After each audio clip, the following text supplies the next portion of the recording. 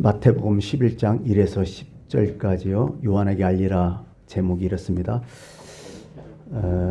우리 가곡 중에 기다리는 마음이 있잖아요. 일출봉에 해 뜨거든 날 불러주오. 월출봉에 달 뜨거든 날 불러주오. 기다려도 님 오지 않고 빨랫소리 물레소리에 눈물 흘렸네. 여러분 잘 아실 겁니다. 작곡가가 장일남 씨인데요. 이분이 북한에서 태어나셨죠. 황해도 해주 사람인데 6.25 때 월남에서 연평도에서 한 1년여 정도 살았죠. 바다 조금 건너면 황해도잖아요. 이 고향을 지치게 두고 가지 못하는 그런 마음이었죠. 안타까웠죠. 그런데 이제 제주 방언으로 쓰인 이 노래 가사를 듣게 돼요. 근데 자기 마음하고 딱 떨어지는 거야. 고향을 생각하면서, 고향을 기다리면서 언제 갈까 이런 마음으로 그 시를 인용해서 이제 작곡을 한 거죠. 그 노래 가사는 그래요. 제주도에서 쓰인 노래 가사를 풀어보면 그렇대요. 제주도에서 어떤 연인이 있었는데 제주도에서 목포로 가요. 목포로 남자가 떠나요. 그 자기 여인이 너무 보고 싶어요. 그래갖고 이 남자는 목포 가면 그 유달산 있잖아요. 유달산 꼭대기 월출봉이라고 있죠. 거기서 이제 성산 일출봉을 보면서 아내를 생각하고, 아내는 제주도 성산 일출봉에 올라가고 그 남편 되는 그 사람을 또 생각하고, 이런 것을 쓰면서 서로 그리하다가 망부석이 됐다는 그 전설이 깃친 그런 아마 가사라고 얘기하더라고요. 기다린다는 거 여러분 좋은 거잖아요. 기다릴 수 있는 사람, 행복한 사람이에요. 근데 전혀 기다릴 것이 없는 사람, 그게 불행이 아닐까요? 우리가 힘들게 살아도 어렵게 살아도 뭔가 희망이 있다면, 뭔가 기다림이 있다면 이건 정말 살만하죠. 견딜만하죠. 그런데 현재가 고통스럽고 어려운데 기다릴 게 아무것도 없어. 앞에 캄캄해. 이걸 절망이라고 얘기하죠. 우리 인간은 어떻게 보면 희망을 먹고 살지 않을까 이렇게 생각해요. 오늘 당장 어떻게 사느냐가 매우 중요한데요. 그보다 인간에게는 더 중요한 게 내일 어떻게 사느냐가 더 중요하다는 얘기예요. 늘. 오늘도 중요하지만 정말 더 중요한 것은 내일이라는 생각을 우리는 모두 갖고 있죠. 그게 희망이죠. 내일이 오늘보다 더 못하다. 그거 살기 힘들어요. 그래서 희망이라는 거, 기다리는 것은 되게 반갑고 감사한 일이죠. 어떻게 보면 약속이죠. 사람에게는 미래에 대한 약속이 있느냐 없느냐에 따라서 그 삶이 좀 달라지는 거죠. 그 약속이 첫 번째, 미래에 대한 보증이 확실한 약속이라면 살만하죠. 견딜만 하다는 거죠. 그것을 오늘 행복하냐 불행하냐 이것도 결정짓는 거예요. 오늘 살기가 힘들어도 확실한 약속이 있다면 행복한 거예요. 살만한 거예요. 이게 사람이라는 거죠. 근데 문제는 뭐예요? 희망이 있어요. 기다린 게 있어요. 근데 그게 그 약속에 진실하지 못하다면 참 그것처럼 힘든 건 없을 거예요. 희망이라고 기다렸는데, 약속이라고 기다렸는데 실제 가보니까 없는 거예요. 얼마나 절망이 되겠어요. 여러분, 우리 성경을 보면 구약과 신약으로 딱 나눠지잖아요. 그 뒤에가 뭐지? 약속 아니에요. 새로운 약속, 오래된 약속 이거 아니에요. 성경의 구조는 간단해요. 약속과 성취예요. 무조건. 이렇게 약속했으니까 이렇게 성취됐다. 옛날에 약속한 거 이렇게 성취됐고 새로 약속한 게 이렇게 성취될 것이다. 이거예요. 성경이. 이게 구약에 약속된 것이 신약에 와서 성취됐고 신약에 약속한 것이 앞으로 성취될 것이다. 이런 구조가 성지의 구조라는 거죠. 반드시 약속에는 성취가 있어야 약속이라는 거죠. 근데 성취 없이 기다렸던 사람들은 그때 가서 절망과 낙심을 안겨준다는 얘기죠. 얼마나 허탈하겠어요. 또 오늘날 더 문제는 뭔지 아세요? 이미 하나님 약속을 해줬고 성취가 됐는데 내가 모르고 있는 경우가 많아요. 또 성경에서 얘기하는 게 그런 거예요. 니네들이 지금 모르고 있다. 분명히 하나님의 약속을 했고 그것이 성취했는데 네가 깨닫지 못하고 있다는 거예요. 그럼 나에게 아무런 의미가 없는 거예요. 참 이게 나만 모르고 있을 때가 얼마나 힘든지 아세요? 뭐 인터넷을 이렇게 뒤져보다가 로또 복권 얘기가 나오길래 한번 봤더니 이런 얘기가 나오더라고요. 어떤 사람이 이제 일용직 노동자 같아요. 경기도에 사는 어떤 일용직 노동자였는데 이 사람이 이제 지하 단칸방에서 열심히 살고 이게 해갖고 그래도 조금 이사갈 시가 돼가지고 짐을 챙기다가 우연치 않게 로또 복권 자기가 산 게 발견돼요. 자기도 샀는데 모르고 있었던 거야.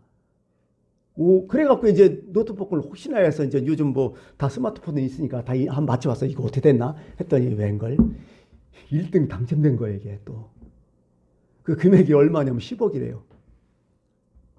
그래 은행 가고 막 난리 났죠. 은행에 가갖고 갔어요. 그 10억을 이제 인출하려고 갔어요. 사주려고 갔더니 직원이 뭐라고 하는 줄 아세요? 유효기간이 지났다는 거예요.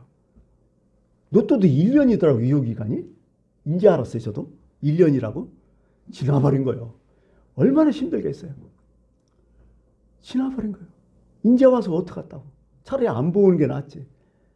어떻게 보면 성취가 됐는데도 내가 모르고 있으면 이건 허탈한 거예요. 아무것도 아닌 거예요. 이건. 하나님께서 이렇게까지 우리에게 복을 주시고 은혜 주시고 구원 주시는데 내가 모르고 가만히 있다가 정말 지옥 가서 그때 성취됐는데 이거 어떡할 거냐고. 이스라엘 사람들은 이 시대에 이 예수님 시대에 저기 메시아 대망사상, 지금도 유대인들 대망사상을 아직도 갖고 있어요. 믿지 못하고 이미 왔는데도. 근데 이 당시에는 더 심했어요. 얼마나 심했느냐? 엄청난 사람들이 메시아가 곧 임할 것이라는 걸 다 알고 거의 다 알고 있어요. 전 국민이. 왜? 하나님께서 그렇게 약속을 하셨고 또 이런 계시를 받은 사람이 너무 많았어요. 그래서 대망이라고 얘기해요. 그 당시에 이스라엘 사람들이 메시아 대망 사상 가지고 있었다. 이게 그 당시에 민족의 혼이었거든요. 얼마나 또 세상 살기가 힘들었어요. 이 당시에. 그래서 이런 간절한 기대와 소망을 가지고 그들은 모든 고난을 다 이겨냈어요. 지금까지. 그러고 오랫동안 기다렸던 것이 드디어 메시아가 오셨잖아요. 어린 아기로 오셨잖아요. 그리고 그 아기가 성장해서 유대 땅에서 지금 사역하고 있잖아요. 근데 유대인들이 그걸 알았어요? 대부분 다 부인했어요. 몇 사람은 알았는데 대부분 다 부인했어요. 이게 여러분 이게 복음서의 이야기야 사실. 근데 이들이 완전히 100%안 믿었나요?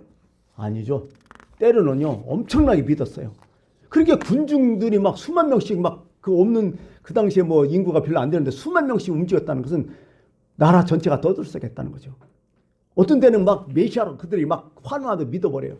여러분 예수님이 예루살렘에 입성할 때 어떻게 했어요? 호산나 다윗의 자손이 하면서 군중대 들고 나니까 이 당국자들이 꼼짝 못하는 거야. 너무 많으니까. 그들이 어느 때는 믿었냐? 큰 기적이 일어날 때. 그죠? 엄청난 사건이 일어날 때 그때는 야 굉장하다. 역시 하나님이다. 하나님 우리를 돌보셨다. 메시아다. 이렇게 다 영광으로 믿었어요. 근데 어떤 때는 또 안 믿어 이들이. 믿음을 싹 쳐버려요. 어떤 때는 무진장이 잘 믿고 어떤 때는 안 믿고 배척하고 떠나고. 이게 그들의 문제였던 거예요. 왜 이들이 메시아가 왔는데도 어떤 때는 믿고 어떤 때는 안 믿었느냐. 예수님께서 딱 지적하셔요. 마태복음 13장 14절 이사야의 예언이 그들에게 이루어졌다고. 뭐냐? 너희가 듣기는 들어도 깨닫지 못할 것이요 보기는 보아도 알지 못하리라. 왜? 봤는데 들었는데 체험했는데 왜 못 믿는다는 거예요 도대체. 왜 안 믿는다는 거예요. 그 이유를 뭐라고 하냐면 자기 사랑에 도취되었기 때문에 그렇다. 메시아가 왔는데 메시아에 대한 것보다는 자기가 더 중요했다는 얘기야. 어떻게 보면 이게 인간의 본성일지 몰라요. 인간의 본성에 가장 뚜렷한 건 뭐겠어요? 그건 이기주의예요. 모든 사람이 다 이기주의를 다 갖고 있어요. 거기에. 그렇죠. 내가 가장 중요하잖아요. 그 전에 제가 뭐 얘기했지만 항상 단체 자선 생각할 때마다 생각나는 게 있어요. 역시 인간은 그렇구나. 여러분 단체대전 나오잖아요. 여러분 학교에서 단체대전 아니면 어디 가서 야외에서 단체대전 요즘 잘 안 찍잖아요. 그런 거. 근데 그전에 많이 찍었잖아요. 단체 이렇게 해갖고 찍었는데요. 여러분 단체사진 딱 나왔어요. 그 수십 명이 모였어요. 누구부터 봐요? 자기부터 보잖아요. 자기 얼굴부터 보잖아요. 그러면서 자기가 잘 나왔으면 어떻게 해요? 이 사진은 무조건 잘 나온 거야. 남이 어떻게 신경 안 써. 다 잘 나오는데 반대로 모든 사람들이 참 잘 나왔는데 나만 엉뚱한 거 바라보고 있어. 그럼 이 사진 잘못 나온 거야. 내 것만 아니라 나에 관계된 사람이 잘 나오면 다 했다. 이게 내가 기준 되어 그런 거야 항상. 사람은 이렇다니까요. 예수님께서 그런 말씀하셨잖아요. 둘째도 그와 같으니 내 이웃을 내 몸같이 사랑하라. 어떻게 사랑하라? 뭘 기준으로? 나를 사랑같이 남도 사랑하라는 거예요. 결국 예수님도 말씀한 게요. 사람은 자기를 제일 사랑한다는 거예요. 근데 자기만 사랑하는 게 문제라는 거예요. 성경이 깨트려주는 건 뭐예요? 너만 사랑하면 안 된다. 똑같이 사랑해. 그게 진짜 사랑이다. 이게 하나님 말씀한다. 이게 이건 거죠. 결국 뭐냐면 메시아가 이 땅에 딱 왔으니 맞는데 그 메시아를 보지 못하고 자기만 사랑하니까 메시아가 싹 가라져. 왜? 나한테 메시아가 유리하면 믿어버려. 근데 나한테 불리하면 안 믿는다는 거예요. 요것 때문에 봐도 깨닫지 못해요. 경험해도 느끼지 못하고 들어도 안 믿게 된 거예요. 이렇게 왔다 갔다 했다는 거죠.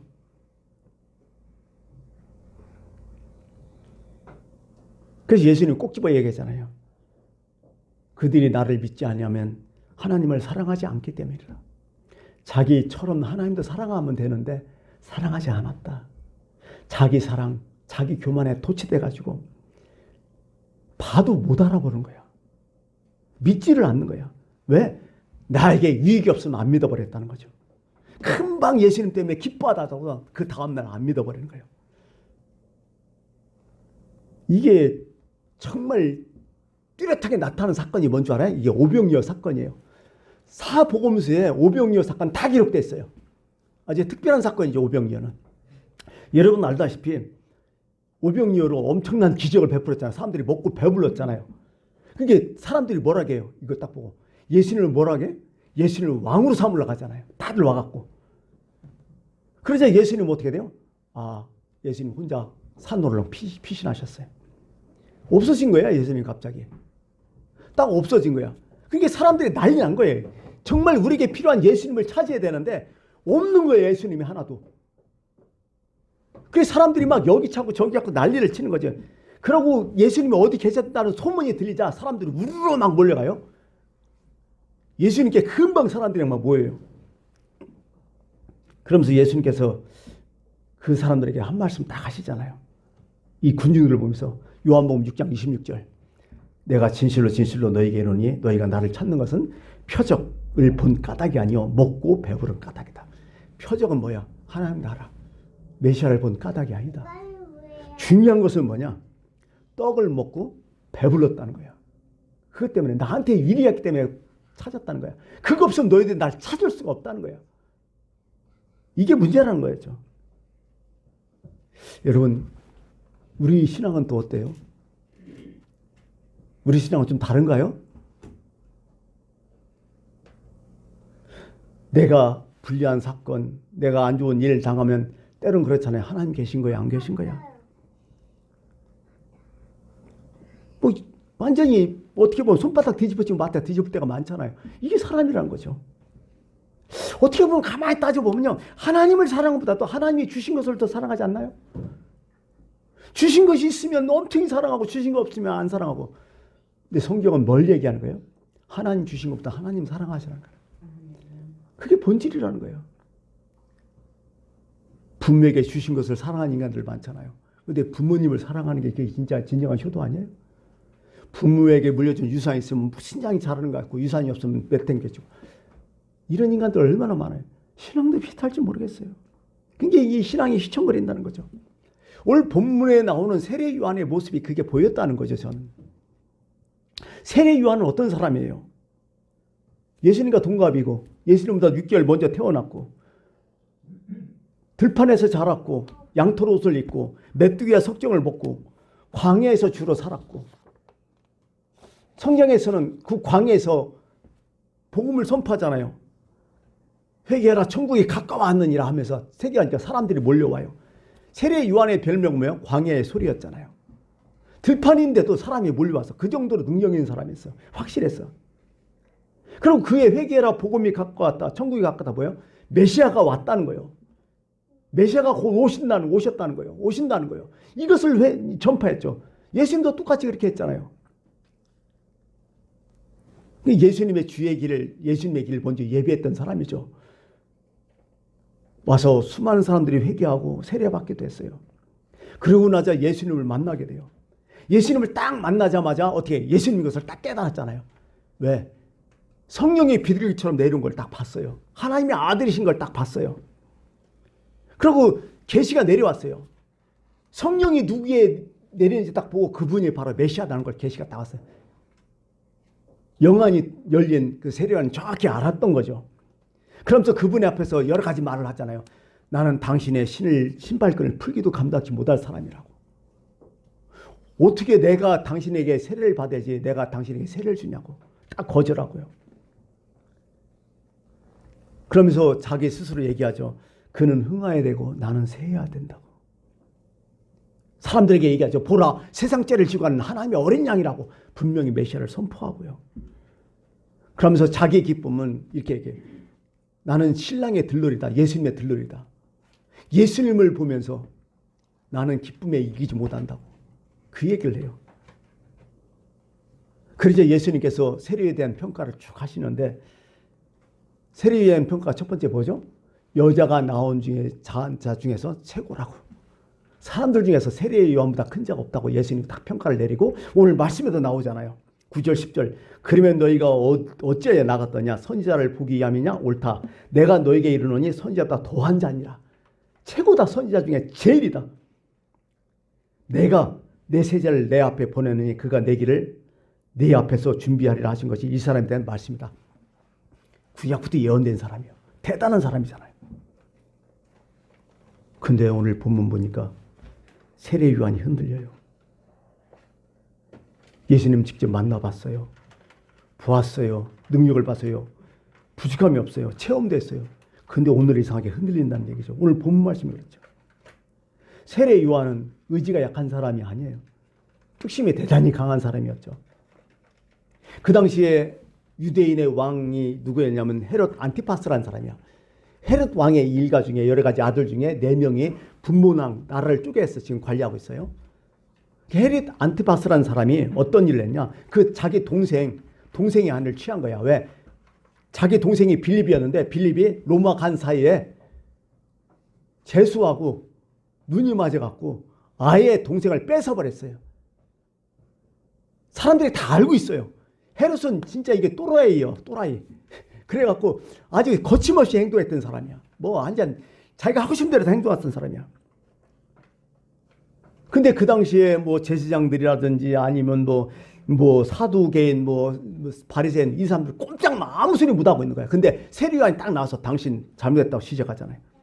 그 당시에 최고의 권력자가 왕이잖아요. 이래서 헤롯 왕을 막 책망해버려. 헤롯 왕은 이거 하면서도 어떻게 해요? 세례 요한 죽이기를 무서워하는 거야. 그 정도로 세례 요한은 대단한 사람이었어요. 의지적으로 약한 사람이 아니었죠. 그러나서 어떻게 해요? 결국 감옥에 갇히죠. 야서에 의하면, 전설에 의하면 왕궁의 그 지하 감옥에서 상당히 고생을 많이 했다고 하더라고요. 자칫한 곳, 추운 곳이죠. 그 다음에 캄캄한 곳이죠. 거기서 진짜 어렵게 살다가 서서히 죽어가는 거죠. 그때 흔들림이 왔다고 얘기해요. 그때 흔들림이. 사람이 고통스럽고 너무 괴로우면 이렇게 흔들림이 왔다는 거죠. 고민이 시작되는 거죠. 고민을 상상하면 그럴 것 같아요. 분명히 메시아가 온 것을 내가 왔다 가는데 왜 세상이 이러느냐는 거예요. 그럴 수 있죠. 예수님 오셨는데 세상이 왜 이러냐는 거예요. 한편으로 이런 기대도 했을지도 모르겠어요. 어떤 기대일까요? 아니 메시아가 왔고 주의 길을 예비했으니까 어떻게 돼요? 최소한 예수님이 찾아와서 감옥에서 나와서 며느리도 한번 오고 왔어야 할 거 아니에요. 근데 그런 거 아무것도 없어. 또 두 번째는 어떤 일이에요? 예수님이 그렇게 이적을 행하면서 난리를 치면서 왜 나한테는 감옥문이 열리고 막 이걸 막 뒤집어 두든지 해서 나를 꺼내주지 않느냐, 이런 생각할 수 있는 거죠. 뭔가 메시아가 왔으면 뭔가 세상이 달라지고 나한테 뭔가 있어야 될 건데 아무것도 없는 거야. 그대로 이대로 서서히 죽어가는 거야. 나에게 있는 건 뭐예요 도대체? 이런 생각 안 하겠어요? 여러분, 지금 제가 세례요한을 잘못했다 잘했다 그 얘기 아니고, 오늘 예수님 분명히 본문에도 얘기했지만 선지자보다 최고를 했어요. 세례요한은 그런 사람이야. 그런데도 불구하고 이렇게 된다는 거야, 사람은. 저도 그렇게 돼요. 근데 성경에서 뭘 얘기하시냐는 거예요. 이런 상태에서 예수님께서, 하나님께서 뭘 원하시는 거예요, 우리에게? 다른 게 아니에요. 우리가 이런 거 있죠. 보통 11조 하면 하나님께서 우리에게 복을 주셔갖고 내 창고가 막 넘치게 한다, 11조 하면 복 받는다, 이렇게 11조 하는 사람이 있어요. 주님께 헌신하면, 섬기면, 봉사하면, 말씀대로 살면 하나님께서 엄청난 복을 주신다. 그래서 나 열심히 한다. 여러분, 이게 잘한 일이 못한 일이야. 잘한 일일 수 있고 못한 일일 수 있겠죠. 그러나 제가 원칙대로 본다면 이건 자본주의 신앙이야. 투자만큼 받는다는 거예요. 이건 우리의 생각이 신앙일지도 몰라요. 이게 잘한다고 할 수도 있어요. 그러나 엄밀히 따져서요, 이게 없더라도 그럼에도 불구하고 하나님을 사랑해야죠. 그게 첫 번째 아니에요? 하나님 본질을 사랑하시는 거지. 하나님부터 뭔가 나은 걸 사랑한다면 이런 문제가 자꾸 생겨요, 우리한테는. 벌써 신앙의 기초가 흔들렸다는 거죠. 오늘 세례 요한이 이렇게 묻죠. 예수께 여짜오되 오실 그이가 당신이 오니까 우리가 다른 일을 기다려오니까. 예수님 속상했을 것 같아요. 아니, 오실 이가 당신이니까 여기까지만 얘기해도 이제 이해해. 그죠? 당신 맞아요. 이렇게 다른 일을 기다려야 돼요. 이건 좀 실수한 것 같아요. 또 다른 메시아가 있다는 거 아니야. 사람이 이렇게 힘들고 어려우면 이렇게 된다니까, 이게. 여러분은 안 그러세요? 이게 사람이라는 거예요. 이게 세례와 같은 사람도 이렇게 된다는 거예요. 하물며 우리는 어떻게 하겠어요?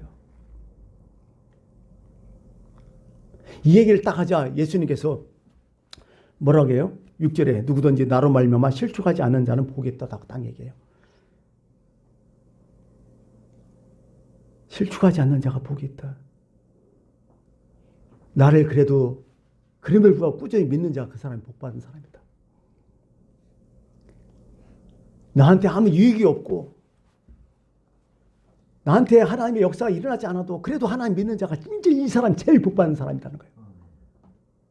도마에게 그런 얘기했죠. 너는 나를 보고 믿느냐? 보지 않고 믿는 자가 복되도다. 그 똑같은 말씀 아니겠어요?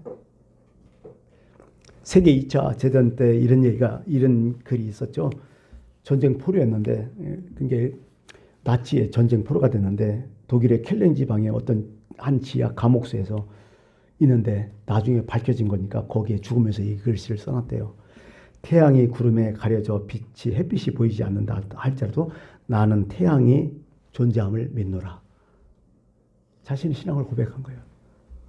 나한테 이렇게 어렵게 힘들고 괴롭게 참 문제가 많아도 그럼에도 불구하고 난 하나님을 믿노라. 하나님의 살아계심을 믿노라. 마태복음 24장은 어떤 글이냐면 말세에 대해서 쭉 나오는 글 아니에요? 마태복음 24장은 말세 징조에 쭉 나오잖아요. 여러 가지 많은 일이 있다는 거예요. 정말 예수 믿기 힘든 일, 예수 믿는 자체가 기적일 때가 있다는 거예요. 신앙생활 하기 힘들 때가 있다는 거예요. 엄청난 싸움이 있다는 거예요. 영적인 싸움이라 하죠. 만만치 않다. 근데 예수님 일관된 말씀은 끝까지 견디는 자가 구원을 얻으리라. 버티라는 거예요. 이게 중요하다는 거죠. 그럼 세례 요한의 마음은 어떻게 했느냐? 어떻게 보면 하나님의 마음은 어떤 거였냐? 이거에 대해서 좀 말씀을 드리려고 해요. 그냥 간단해요. 자기 일 했으면 그걸로 만족하라는 거야. 주의 길을 예배했으면 네가 살든지 죽든지 물론 너한테는 괴롭겠지만은 그러나 그것으로 만족하라는 거야. 내가 어떻게 됐든 메시아가 오셨잖아요. 그 뜻이 이루어지고 있잖아요. 아까 얘기했잖아요. 쭉 얘기했잖아요. 뭐라고요?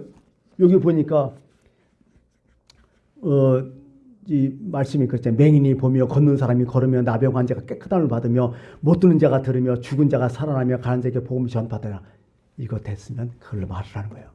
메시아가 이렇게 하고 있다는 거예요. 그런 말을 하는 거예요. 너한테 뭘 주구니 안 주구니 그건 두 번째 문제라는 거죠.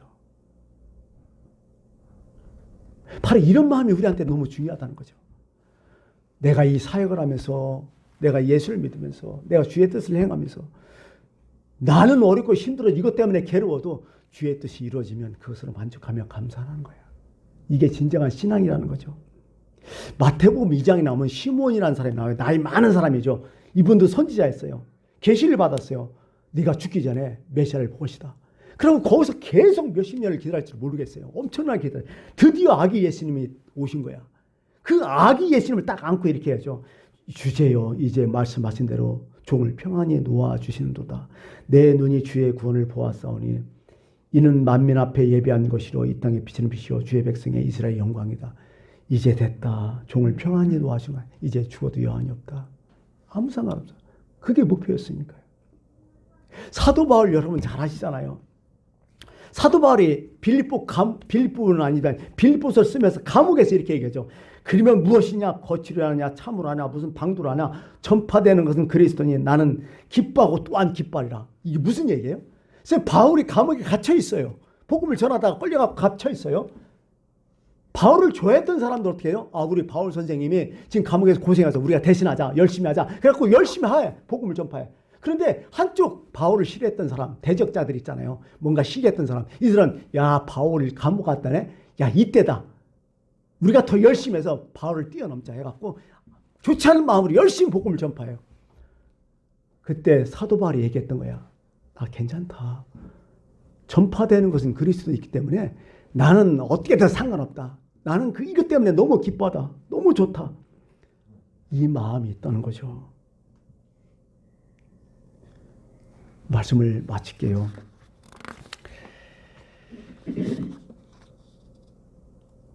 예수님 오셨지만은, 그래서 예수님 오셔서 기적은 해냈지만은 사도 요한에는 아무것도 안 일어났어요. 오히려 감옥에 갔어요. 거기서 죽어가요.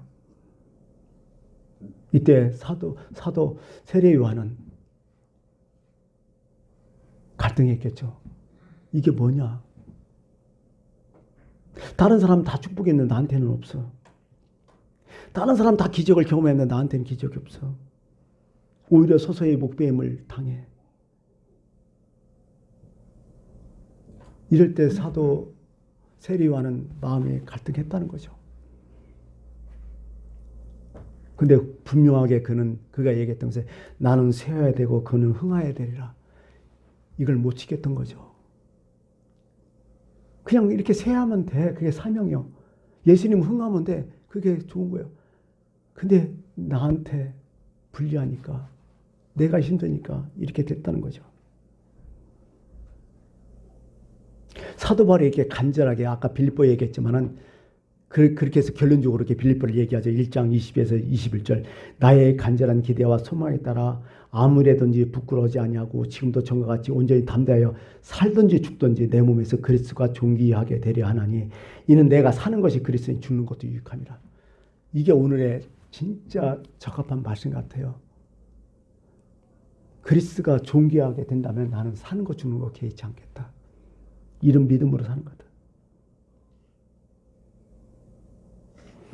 마리아도 그렇고요. 시간이 없어서 참 어렵지만은 마지막에 제가 생각나는 것은 그런 거예요. 사도행전은 베드로가 있잖아요. 베드로가 복음을 막 전해요. 그 복음의 말씀을 듣고 사람들이 어떻게 돼요? 3,000명, 5,000명씩 막 회개하고 구원받고 세례받아버려요. 엄청난 사건이 일어나요.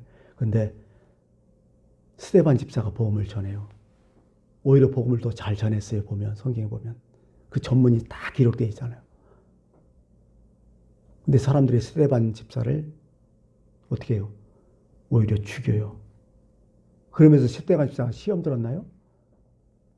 근데 죽으면서 그는 어떻게 죽어요? 천사의 얼굴하며 죽잖아요. 여기에 포인트가 있는 것 같아요. 내가 죽더라도 나 이 사명 다 했다. 내가 죽든지 살든지 그건 개의치 않았어요. 근데 좀 더 정확히 말하면 스데반 집사는 천사의 얼굴 한 이유가 뭐예요? 예수님이 하나님 우편에 서 계신 걸 본 거야. 우리는 지금 뭘 보고 살아요? 뭘 보고 이 세상을 살아가요? 이 세상에요, 하나님, 아니면 하나님 우편에 계신 예수님을 보며 살아가요? 뭘 보아요, 지금? 우리 최종 목표가 뭐냐는 거죠. 여러분, 내가 힘들고, 내가 어렵고, 내가 고통스러워도 나로 말미암아 하나님의 뜻이 이루어지고 있다. 하나님의 뜻이 성취되고 있다. 이게 내 사명이다. 그렇게 생각하면 그걸로 만족하십시오. 이게 하나님이 원하는 신앙이고 하나님이 좋아하시는 것입니다. 천국 가보면 알 것 같아요. 그러므로 여러분, 오늘 힘들어도 늘 소망을 가지고, 그럼에도 불구하고 하나님의 뜻이 나를 통해서 이루어진다면 그것을 감사하고 기뻐하고 또 더 기뻐하는 여러분 되기를 간절히 바라겠습니다. 기도하겠습니다.